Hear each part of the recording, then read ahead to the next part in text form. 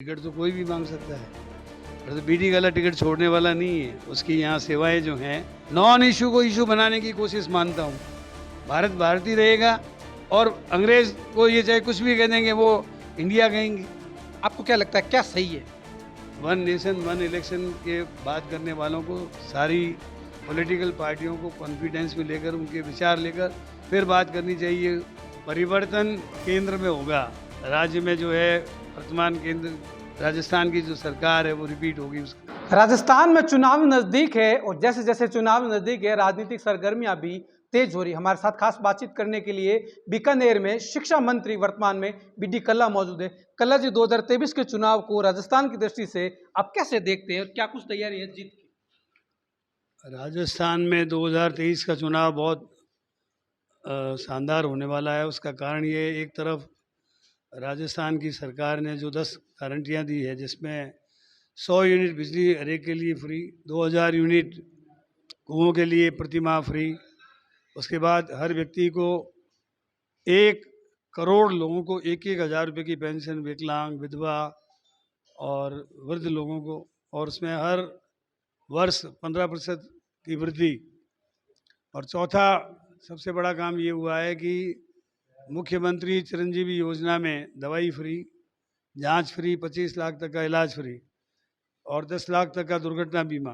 अन्नपूर्णा योजना में पहले गेहूं निःशुल्क मिलता था, अब दाल, तेल, चीनी, मिर्च मसाले ये निःशुल्क मिलेंगे। जो व्यक्ति 2 गाय या 2 भैंस रखता है, उनका 40-40 हज़ार का बिना प्रीमियम भरे निःशुल्क बीमा। 500 रुपये में गैस का सिलेंडर। और मनरेगा और इंदिरा गांधी शहरी बेरोजगारी योजना में सभी लोगों को जो 100 दिन का रोजगार मिलता था, 125 दिन का रोजगार मिलेगा। तो एक तरफ माननीय मुख्यमंत्री जी ने ओपीएस योजना लागू की है, 15,000 लीटर पानी फ्री मिल रहा है, इंफ्रास्ट्रक्चर का डेवलपमेंट किया है। दूसरी ओर केंद्रीय सरकार में बैठे हुए लोगों ने खास तौर से ये कहा था, हम किसान की इनकम दुगनी करेंगे, दुगनी नहीं हुई। 2 करोड़ लोगों को प्रतिवर्ष रोजगार देंगे। 9 वर्षों में 18 करोड़ लोगों को रोजगार मिलना था, वो नहीं मिला। 15 लाख हर एक के खाते में आएंगे, 15 पैसे भी नहीं आए। आपने बात मंत्री जी बिजली की आप ही के मंत्रिमंडल के साथी धरने पर बैठने की चेतावनी दे रहे हैं और आप कह रहे हो कि मंत्री जी की लाइट है वो फ्री मिल रही है, लाइट प्रॉपर ही नहीं मिल रही किसानों को, ये बात कह रहे हैं आपके चांदना जी। ऐसा है, चांदना जी के यहाँ किसी कारण से कोई बिजली का संकट आ गया है जी। और कुल मिलाकर के भी पूरे उत्तर भारत में बरसात की कमी के कारण बिजली की मांग बढ़ी है। और इधर कोयला खदानों में भी समय पर कोयला नहीं उपलब्ध हो रहा है। लेकिन इसका मतलब ये तो नहीं है कि जो 100 यूनिट बिजली फ्री मिल रही थी वो नहीं मिल रही है। 2000 यूनिट कुओं को बिजली फ्री मिल रही है। अलग अलग जगहों की अलग अलग कंडीशंस हो सकती है, तो समस्याओं का समाधान किया जाएगा। लेकिन बीजेपी ने क्या किया? बीजेपी ने कहा था हम ईस्टर्न कैनाल प्रोजेक्ट लाएंगे, नहीं ले आए। जी हमारी रिफाइनरी जो बहुत पहले आ जानी चाहिए थे वो अभी तक नहीं आई। बिल्कुल। और इसी तरीके से जो जो वायदे किए थे कुछ भी नहीं। पोटास का कारखाना लगाने वाले थे बीकानेर में, वो नहीं लगा, कुछ भी काम नहीं हुआ। परिवर्तन संकल्प यात्रा बीजेपी को क्या फायदा दे पाएगी, आपको क्या लगता है? परिवर्तन केंद्र में होगा। राज्य में जो है वर्तमान केंद्र राजस्थान की जो सरकार है वो रिपीट होगी। उसका कारण ये है कि हमारे बजट ने राहत दी है, बचत कराई है, लोगों के घरेलू बजट में विकास किया है। जी। और केंद्रीय सरकार ने महंगाई बढ़ाई है, डीजल और पेट्रोल सस्ता करेंगे। 56 रुपये का भाव डीजल मिलता था, वो 100 रुपये के ऊपर चला गया। रसोई गैस 1120 रुपये हो गई थी, अब 200 रुपये भी कम किए हैं।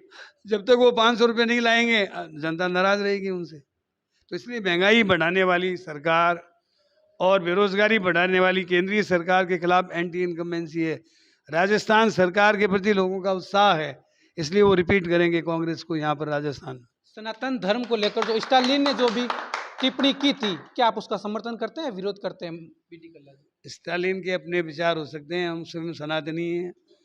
और सनातन धर्म जो है, अपने अपने विचार अपने अपने अलग अलग हो सकते हैं, लेकिन सनातन धर्म जो है हमारा सबका धर्म है। और बीजेपी इनको भुनाती है। बीजेपी को आप जाके वहाँ बोलो ना, हम तो खुद ही सनातनी हैं। और सनातन का मतलब क्या होता है? जो सबको साथ देके चलता है, वो सनातन है। एक गठबंधन बना INDIA इंडिया करके, उसका क्या कुछ है? आर्टिकल 1 में संशोधन की बात चल रही है जब से कांग्रेस का गठबंधन हुआ है इंडिया के रूप में। कौन कर रहा है?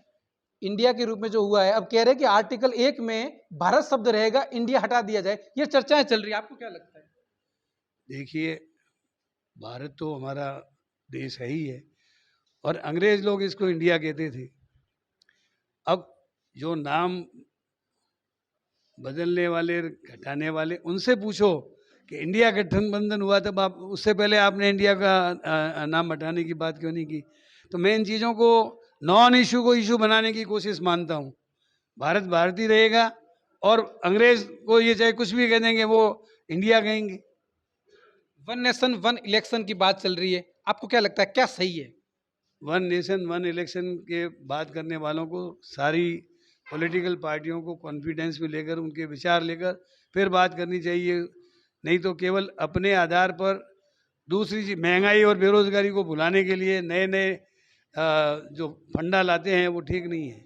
इसलिए सब पॉलिटिकल पार्टियों से विचार करके आगे बढ़ना चाहिए। भर्तियां जो हुई है वो ये कह रहे हैं बेरोजगार कि पहले फर्स्ट ग्रेड को ज्वाइनिंग मिले, फिर सेकंड ग्रेड को, फिर थर्ड ग्रेड को, आप कैसे सोचते हैं? उनकी मांग अपनी जगह सही है, और इस पर हम विचार करेंगे। और थर्ड ग्रेड के 4500 पद कम हो गए L2 में, वो वापस मांग के लिए आंदोलन भी चल रहे हैं, क्या कुछ पद बढ़ रहे हैं L2 में? देखिए, मांग समय समय पर आती रहती है। हमने 48,000 पदों को हम भर लेंगे, फिर खाली रहेंगे, उनकी वैकेंसी निकाल देंगे। राजस्थानी भाषा को लेकर आपने लंबा संघर्ष किया है, उनका समर्थन में भी रहे, लेकिन राजस्थान में राजभाषा के रूप में राजस्थानी को भी देश में मान्यता नहीं मिली, आप कैसे देखते हैं, किसकी कमी? भारत सरकार की कमी है। जब जिस प्रदेश की विधानसभा सर्वसम्मति से, मैं स्वयं प्रस्तावक था, मैंने भाषा मंत्री के रूप में उस प्रस्ताव को सर्वसम्मति से पारित करवाया। ये सन 2002-3 की बात है। उसमें सर्वसम्मति से विधानसभा ने राजस्थानी भाषा को संविधान की 8वीं अनुसूची में सम्मिलित करने के लिए प्रस्ताव पारित किया था। ये राजस्थान की जनता का अपमान है। केंद्र सरकार को तत्काल इसको संविधान की 8वीं सूची में सम्मिलित करना चाहिए, और जिस दिन 8वीं अनुसूची में सम्मिलित कर लेंगे, हम तत्काल इसको राजस्थान की राजभाषा डिक्लेयर कर देंगे। एक बड़ा सवाल ये भी तो है ना मंत्री जी इसमें, कि राजभाषा को अगर चाहे तो राज्य भी दर्जा दे सकता है, पदों में बढ़ोतरी कर सकता है, राजस्थानी भाषा को लेकर चाहे तृतीय श्रेणी शिक्षक के रूप में स्पेशली कर सकता है, फर्स्ट ग्रेड में भी पद कम आ रहे हैं। उसके लिए पहले संविधान की 8वीं अनुसूची में उसको सम्मिलित करना लाजमी है। संविदा कर्मचारी को सरकार नियमित कब कर रही है? 15 और 9 वर्ष का नियम तो बन गया, लेकिन जो उससे कम है, विद्यार्थी मित्र, पंचायत सहायक, वो भी क्या नियमित होंगे? इसके बारे में कार्मिक विभाग नियम बना रहा है, और मैं समझता हूं कि पहली बार संविदा कर्मचारी राजस्थान में कॉन्ट्रेक्चुअल सर्विस एक्ट के अंतर्गत नियमित होंगे। सबसे बड़ा सवाल आखिर पूछ लेता हूं, आप ही की विधानसभा में सीएम अशोक गहलोत के ओएसडी लोकेश कुमार वो दावेदारी कर रहे हैं, तो आप मंत्री उसी में और वो सीएम के ओएसडी है, क्या कुछ टकराव है कि वो टिकट की दावेदारी करे? वो कह रहे हैं कि बीडी कल्ला जी को तो मार्गदर्शक मंडल में चला जाना चाहिए, क्या कहना चाहेंगे उन्हें आप?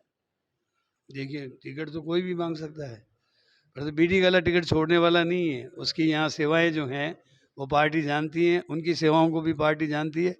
आप देख लेना क्या रिजल्ट आ रहा है। टिकट जो है, मैं दो बार हार कर भी टिकट ले आया, तो अभी तो मैं जीता हुआ हूँ, विनिंग उम्मीदवार हूँ, और winnable is the only criteria.